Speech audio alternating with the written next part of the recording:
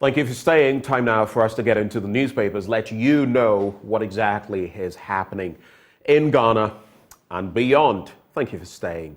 Now, this segment is brought to you courtesy of, well, you do know, Endpoint Homeopathic Clinic. Now, here's what they're offering you. Every morning I do this, and I also talk about the need for us to get ourselves checked, whether it is as a woman. You ought to check your fertility. Don't take it for granted. When certain things are happening, for some of you, you may not see your blood flow at the end of the month or two and you take it for granted. No, that's not the right thing to do. There could be issues in there. You could be developing something you do not know. For the man, your prostate is essential to your life. You could do without it, but there will be some limitations. So why take the risk? That is why I proffer to you every morning to make tracks to Endpoint Homeopathic Clinic. And here's where you can locate them. Here in Accra, they're located at Spintex opposite the Shell signboard. In Kumasi, there's Kronoma Wehia behind the Angel Educational Complex. Then there's Takrady Anaji Estate if you find yourself in Tadi. There's Tema Community 22, Techiman Hansua, and Esiama and Zima. If you'd like to call them, which you should, the numbers to call 0244 867 068 or 0274 234 321. Endpoint Homeopathic Clinic, the end to chronic disease, bringing us to the start of the news review. And joining us, none other, it's a Wednesday morning, Dr. Kwame Asah-Asante.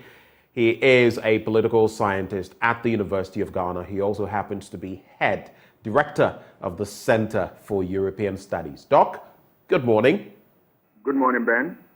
Good to see you. Good to have you. Well, I can't see you this morning because the Zoom connection or the virtual connection is not the best. But I hope in the course of this review, we can get it up and running. But how have you been?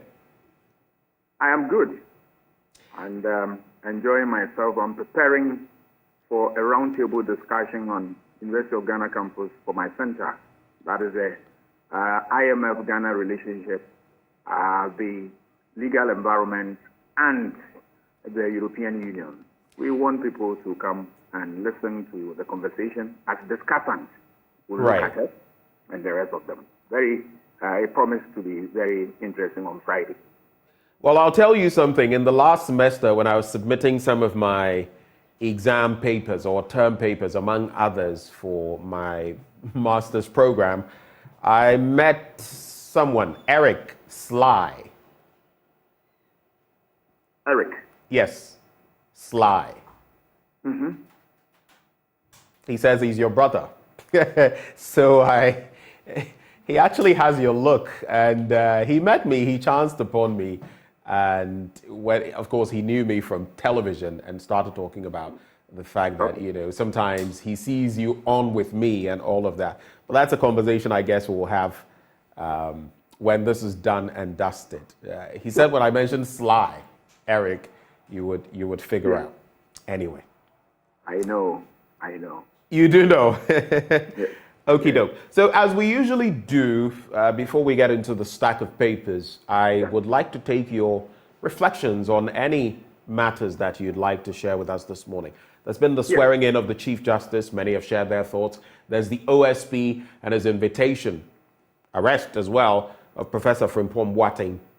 And now Charles Bissiou, the former secretary to the Interministerial Committee on Illegal Mining. He has supposedly been a wanted man, but he says he's turning himself in after being declared wanted by the OSP. Among other matters of national scope that we've had to look at. But for you, what would you like to share your thoughts on with us this morning? Yes, today I think I would deviate a little bit, but it's in line with things that are happening. Right. As a student of politics, it's my duty to contribute to the deepening of democratic structures in this country. And it's on this basis that I want to proffer this advice to political parties who have started electing members or their representatives for the next election. There are things I want them to, I want to bring to their attention so that they look at them carefully in order not to undermine their chances. Right. Oftentimes, when people are going for election, there are a whole lot of things that they do They undermine each other. They say things, and then those things become albatross around their neck and all that. I want to look at four things. Okay. That resources that as they are preparing for elections, they should be able to gather a lot of resources that are genuine, that when you are called to answer for them, you will be able to stand tall and then do so. Right. You don't want resources that the next day they ask you that you spend so much and that you should come and account for them and you will not have answers. We need that. And resources, I'm not talking about only material resources, but natural resources as well. Human beings, for instance, you need people that will help you to prosecute the agenda, people who have credibility, people who stand tall in terms of their stature and their prominence, and then their quality in the party. You need such people. You don't have to surround yourself with people who have dodgy character, who have dubious character, people who you can vouch for their integrity and the rest of them. These are things that are critical too. That you need a strategy that will be able to beat your opponent in a fair and equal manner. A fair manner in the sense that, yes, I know politics is who get what, when, and how. But if you go on that tangent and you are not careful, at the end of the day, you can also hit a snap. So you need a strategy that will really drive home the votes, that will really get you on the ground and then help you to achieve your aim. And of course, you need messages that can stand the test of time, messages that can also resonate with the people, and then deal with problems of not only your party, but the country at large. The strategy, if you are, people have all manner of strategies where they engage in character assassination, where they engage in undermining people. They say ill about their competitors. Let me remind them that if you go on that route, you risk voting for, the electorate will vote for a candidate of their choice, and this is the person you have destroyed, said so many things. You come back to come and do what? A PR. So in other words, the politics of insults and mudslinging, right? We have to do away with that. You should do away with that, because then you have a difficult task of now coming to rebrand that candidate you have destroyed. And it becomes a raw material for your opponent. They chance on that, they build messages on that, and then you find it difficult to repair that damage. I want to caution them that as they are preparing feverishly for this exercise, they must be mindful of these 3 or 4 things: the RSM, resources, strategy, messages. They should watch them carefully. And once they are able to do them within the framework of the law, I'm sure that at the end of the day, if they will do other things well, they should be crowned victorious in their attempt to lead their party. Interesting dynamics you've shared with us on political parties, the democratic dynamics, and what we should be looking forward to. Let's get into the papers now very quickly. The Daily Graphic on the front page says, stalled roadworks pose danger. Commuters, motorists call for help. And this has been the plight of many people. Recently, we've had our Ghana Potholes exhibition, which we've been talking about, in fact, jovially or jocosely. Jojo Kobina, who is here with us at the Joy News group, he actually, or Joy News, I should say, went to one of these places around the Iran clinic, and he was able to play Owari in some of them. Just to paint a picture for you about how devastating our roads can be. Now, you may not look at it from that angle, but the point being that every day, if you ply a route that is riddled with potholes or a non-existent road that you have to make motorable through some means, what does it do to your car? It means you're going to be buying spare parts, fixing your car, working on your car. And look at the economic situation we find ourselves in. So we've been doing that, thankfully, in the Ashanti region. In one of the spots we went to, The urban roads, I believe, moved in and they are doing some patchwork. But our roads, we talk about the accidents and everything, but we really need to work on these roads. Very few of our roads are top-notch, top quality. The N1, you can talk of, well, the Tema motorway, which is concrete, but now with the patches and all the work that has been done on it, we were not futuristic enough to think and realize that we'd have to take care of it. And concrete roads are the most expensive, so it becomes a problem. But according to the story, craters and potholes have suddenly emerged on some major roads in Accra following the recent rains in the country, impeding the smooth movement of vehicles across the city. The hardest hit are the stalled road projects whose unpaved portions have created gaping holes with the onset of the rains. The Dr. K. Buzia Highway, Obechabe Lamte Interchange, Junction Mall at Nungwa, Teshi Town Roads, Zongo Junction, the outer lanes on both sides of the N1 from the Niboy Town Lorry Station to the Liberty Center, Assemblies of God Church, and the Abosuakai Central Mosque stretch are the worst affected. Motorists and commuters for some weeks now have to endure long queues because of the slow movement of vehicles through potholes and craters of various shapes and sizes, shallow, deep, narrow, wide, or a combination of these features. And sometimes you even set off at a particular time thinking that I'll be able to, but potholes, bad roads, which create traffic, and you end up spending 20, 30 minutes more time commuting to your destination. All of these are problems. And if the roads were better, we could, do better on that front as well. But compounding the problem on some of the roads are the exposed underground drains whose metal grids have either been stolen or washed away. On the Dr. K. Buzia Highway, for instance, the potholes and craters can be seen in the outer lane from Accra Academy through the police quarters and the Dakuman Junction. And if you look at what I'm looking at here, you may not have the opportunity. So let me just do this. I don't know whether you can see it, but if you can just look at this portion, look at all of that. This is supposed to be road, and look at all of this taken off. How can you? This is like it is indeed a crater.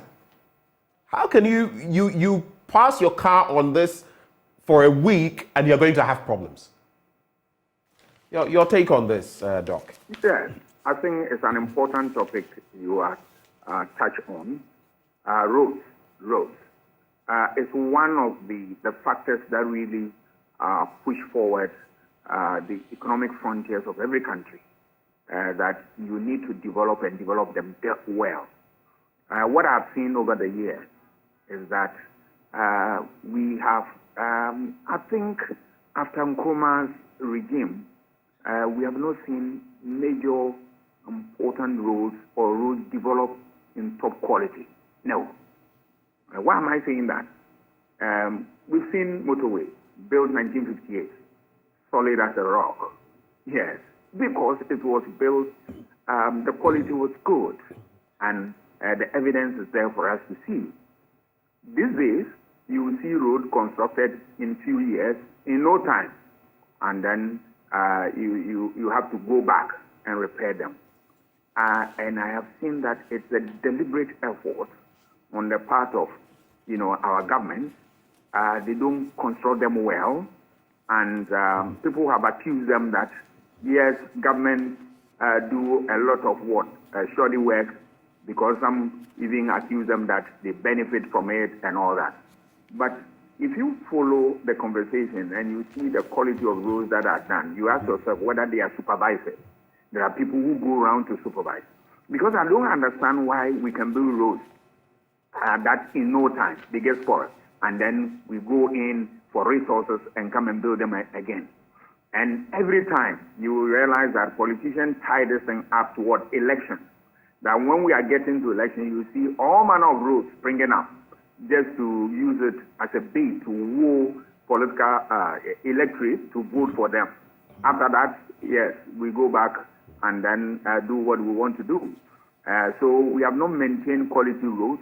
The few ones we have built them have not lasted, simply because they are poor quality, no supervision, because I want to challenge them. If there were any better supervision, we wouldn't have what we're having now. So I think going forward, we need to ensure value for money. We should make it a point in our constituency that if roads are constructed, we take note of the time they were constructed. And that in no time when they get spoiled, that government and its party people, when they come for vote, don't renew their mandate. That's all. When we don't put our foot down, we'll continue to have shoddy work done on our roads, and these things go a long way to undermine productivity, and it takes away lives, precious lives. And we don't seem to care. All these things, we, the electorate, can put our foot down, and the right thing will be done. Yesterday, interestingly, I met, I should say, a prominent person. He leads one of these groupings that hold authorities to their promises and all of that. He's a member of a group. I just don't want to mention his name. But he met me and he told me yesterday, somewhere in town, we met. And he came and sat in my car and he said to me, look, I wonder how we think as a people, because I have a cousin who sent me a message that I should send him some mobile money today. Yet there's a certain party, and let me just state it, the current administration.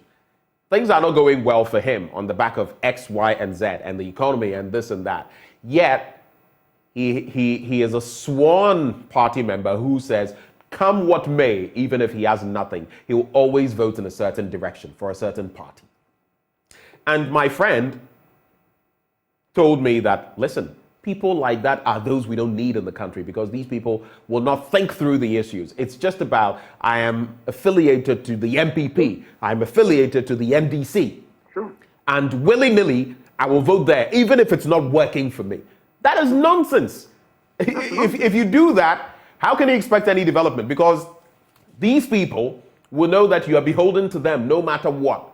And so no matter how trashy, foolish, and how pathetic their performance, they will have some, I don't want to use the word coming, but some people who will not think through the issues and just vote for them because I vote MPP all the time, I vote NDC all the time. If you're such a person, I'm sorry to say, you're missing the entire point. You are one of our problems in Ghana. If you are such a person, you are one of our problems.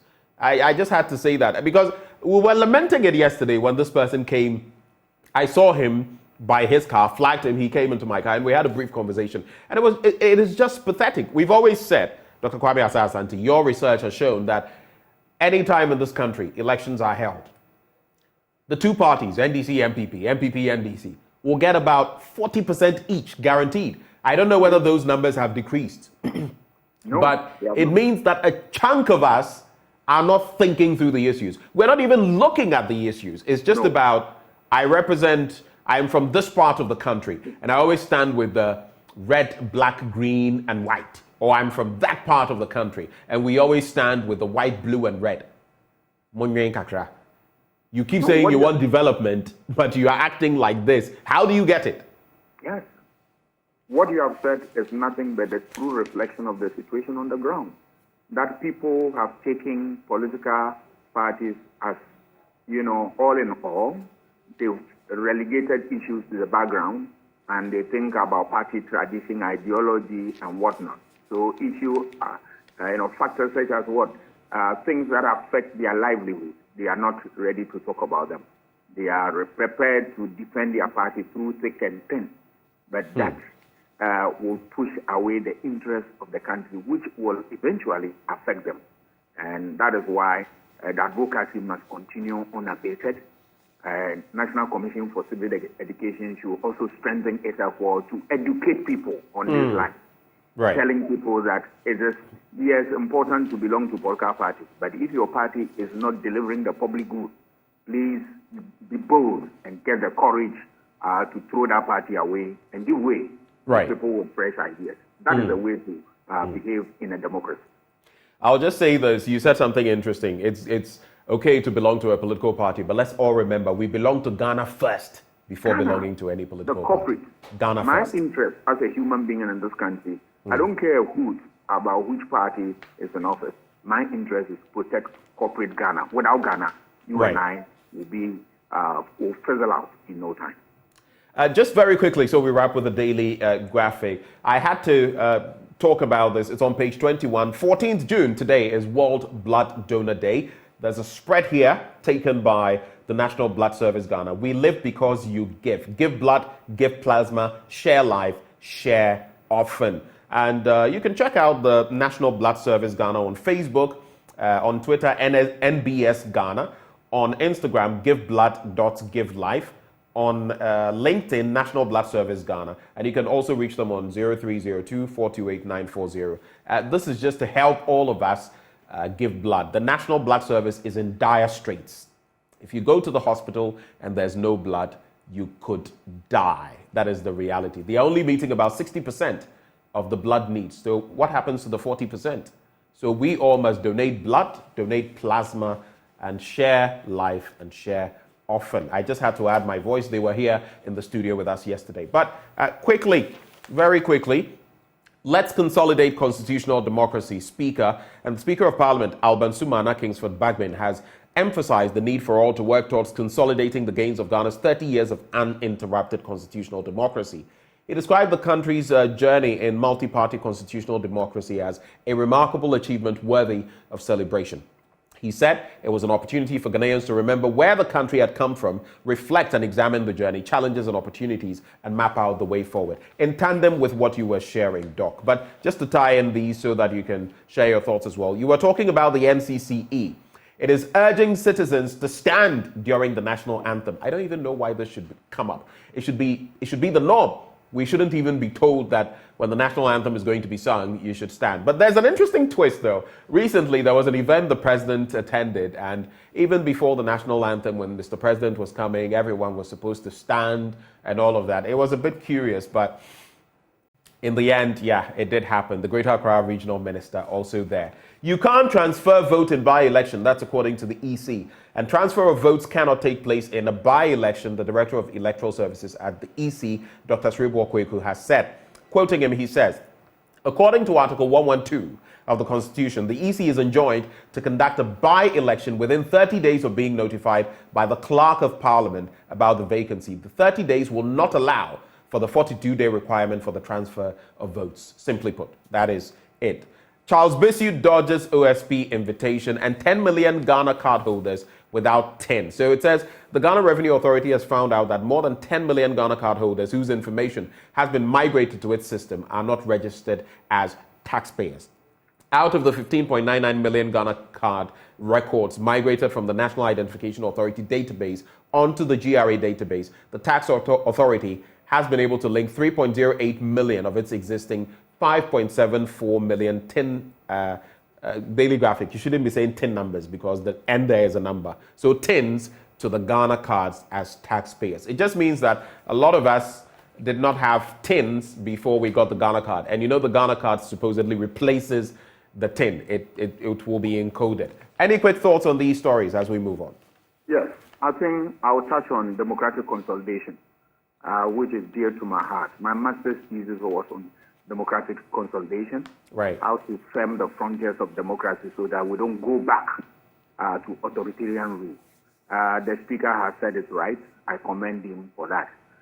But he said other things that are also extremely important that we should remember where we come from so as to safeguard this democracy. It is very, very important. I commend the speaker for that. But for you to consolidate democracy, there are a lot of factors. Time will not permit us. I'll touch on a few.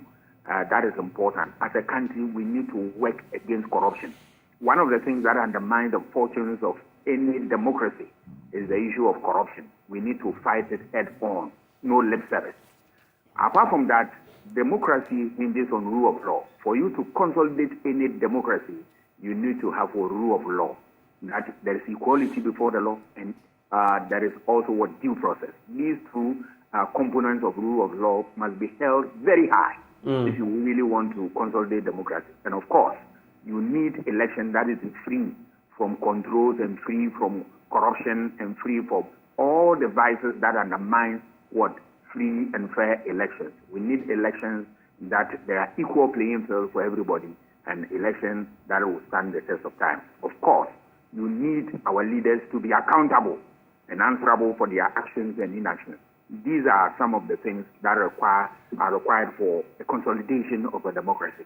Then I move on to the national anthem saga, right? It is important in that we know the symbols of every country. These include your anthem, your coat of arms, your songs, and the rest of them. As nationals, we need to respect them at all times. So you don't need to be prompted to know that you have to obey these things. But sometimes we also want to understand the reasons why people do what they do, right? Because people go to occasions and you realize that they are not feeling well, all of a sudden something happens, and you need to know. So much as you want to, look at these things and criticize, and you want to even ask people to do the right thing, you must also be patient to look at why it is so. Right. I saw the video and I saw the reaction of the president as it was not proper. It was not proper because I wanted Mr. President to have had a little, be more composed on the matter and then handle it in a way that it will not degenerate into this. I was not happy because as the president, yes, he is there for all, and he has sworn oath to obey all the rules and regulations in this country. And we have given him the mandate for governance. Look at this country. Mr. President is in this country. Right. And our forests, our environment are destroyed without mercy. And I ask myself whether Mr. President is in this country. The same Mr. President who went to enforce rules of national anthem and all that. That's a good thing. But I also want him to what? Look at issue of the forest, issue of the water bodies that are being destroyed. And I don't see Mr. President's action in that direction. That is unfortunate. I expect Mr. President to make sure that all these things are done and done well. We have given him the mandate. Right. And that he should act and act swiftly so that he is not accused that, yes, you look at in one breath you want to enforce the law, in another breath you don't want to. That becomes problematic. I'll move on to look at... so very briefly on that final point, so we can wrap with the rest of the newspapers. Yes, but go ahead. I will look at the issue of GRA and then a lot of people who are not captured relative to the 10 numbers and all that. I think they know what to do, how to fix it. They should fix it quickly because now every coin, every penny counts a lot. Now that we are under the umbrella of the IMF, we need to work things out very well so as not to compound the situation because already the situation is very volatile, and then things of this nature, when it continues like that, is going to undermine our very survival. So I think the GRA must employ all means necessary legally to be able to address this problem once and for all. Let's quickly get into other papers and call it a review. There is Leave Dumso to Mahama, Nana teases. That's the Daily Guide newspaper. It's on page 6. And President Akufo-Addo has assured Ghanaians that no matter the challenges the country may be going through, his government will not return to the dark days of intermittent power outages, famously known as Dumso. I'm going to pause here. No, Mr. President, Nana Addo Dankwa Akufo-Addo. We are leaving Dumso to you, at your doorstep. You know why? Because the erstwhile administration, regardless of what may be said about the cost of it and all of that, that's another debate. Dumso ended before your tenure. That is the fact. Let's not spin, some sort of web here. If we're experiencing power outages now, akin to Dumso, it is under your tenure. Recently, I had an interaction with energy experts and the rest, and what they said was stark, dire. We no longer have excess capacity. All that talk about excess capacity ended in 2020, 2021. Now, looking at our power needs, in the next few years, we're going to have to bring on board more IPPs. You're already begging the independent power producers. They say they need $450 million to stay afloat. You owe them up to the tune of about $1.5 billion, which you cannot pay. And instead of resolving the situation, we are talking about Doomsaw should reflect on somebody. We have constant power outages. Go to Adenta, go to Adregano, go to East Legon, go to Joblo Abelenkpe. Constant power outages. Resolve that and stop pointing fingers at someone else. We've been told by the energy people that if we don't get this right, in 3 to 4 years, we'll be back at Doomsaw. So what then would we have gained with all the money we spent? So, Mr. President, respectfully, let's stop this bit about passing the buck. Address the issues. Stop the talk. Walk. That's what we need. There's also special prosecutor chases Bisu over seized gold, excavators and cars, and cocoa price up 15.2%. Then there is the final newspaper. It's costly not to invest in energy to spur industrialization. President Akufo-Addo says so. And finally, Republic Press, agric reforms underway as minister makes moves toward ensuring food security. We keep getting talk about agriculture. The former agric minister who is now contesting to be an NPP flag bearer, now the current one. Let's hope and see what this one will yield. But the final story, I'm sure you'd be interested. Kwabene Japan chews out Samye Uku for endorsing Baumia. Quick thoughts and we're gone. Over to you, Doc. Yes, I think I'll first look at the issue of Doomsaw that you touch on. I also want to add my voice to it. I share in the same opinion with you that the Doomsaw, as the expert have made us believe, stopped before this government assumed office. And even if now we have problems regarding Doomsaw, it must be attributed to this government, nothing more, nothing less. Imagine this government had done something within the energy sector so dramatic and is yielding praises. Wouldn't the government be able to accept those praises? In politics, you don't only accept praises, but you also accept the problems or failures, and then you work at them. One thing I've realized with this government is that they always want praises, but problems, they always want to shy away from criticisms and all that. Criticisms are the oils that grease the wheels of governance without which it grinds well. So you need them at all times to guide your path, your conduct, and all that. And then another argument that they always want to refer to the former president or the former government and all that. I look at it and it's funny. Are you not the one who said that you have the magic wand to turn things around? So you should be given the mandate. It's given to you. And when there are problems, you want to still go back to the old order. Right. Nobody will accept this. In politics, you either taste deep or taste not. And once the opportunity is given to you, you need to perform. If you can't perform, that's a different story. So I'll move on. I want to look at Kwabene Japan's, action that he has taken. I think this is the right direction. CEOs are put into office because of the sensitive nature of the position that they hold. You are not supposed to be part of partisan politics at all. So when you see them endorsing people, then you ask yourself whether they are alive with the rules that regulate the conduct of such officers. It is not for fun that we don't want them to be part of politics, partisan politics. We know they are political animals. We know them that even before some of them assume that office, they are highly political. But once you go there, you must run away from that and then act professionally and move on. Once you do this, you create bitterness, rancor, and divisions within the party. Right. The NPP has its own problems, and I'm not sure they want to compound them with all these things. It is not fair. And once you do that, you undermine institutions within the country and within the political party. So I support Mr. Japan. His call is apt. It reflects what ought to be the situation. And right. that if the MPP want to step up their game, they must check these things. All right. Then I will also talk about... It has to be very brief on that last point, Doc. Our time is long I will exhausted. talk about investment in the energy sector. It is important. Nobody has to tell us that we need energy at all times. But we don't need to pay lip service to it in terms of investment. We need to invest heavily in order to achieve the results we want.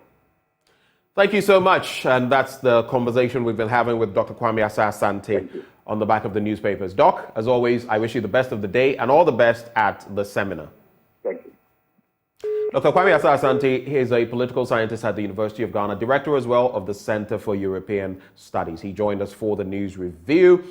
This segment was brought to you by Endpoint Homeopathic Clinic, and they are offering prostate screening for men for free and fertility screening for women for free. Locate them here in Accra at Spintex opposite the Shell signboard, Kumasi Kronumabwe here behind the Angel Educational Complex, the Takrade Anaji Estate, Tema Community 22, Techiman Hanswa and Siamanzima. Reach them on 0244 867 068 or 0274 234 321.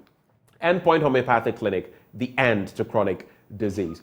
Later on, we have a special celebration for my producer, Derek Ekwasam, who celebrates a special day today.